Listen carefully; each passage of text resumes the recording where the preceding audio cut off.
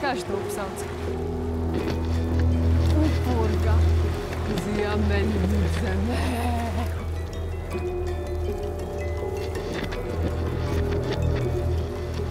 Viņi atstājuši savu nožēlojamo pilsētnieku ikdienu pēdējo benzīntanku plauktos. Devās uz baiso, mežonīgo. Kad? Jā, skaistākā vieta, kādu esmu redzējis.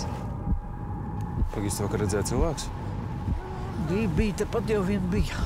Aizskrēja ap divu uz vecupas puses un izgājis.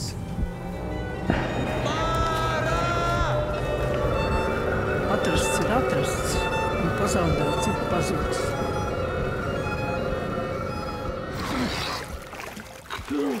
Sveicināts mārketinga dāmas, un jūs redzat šo video, visticamākais mēs esam miruši.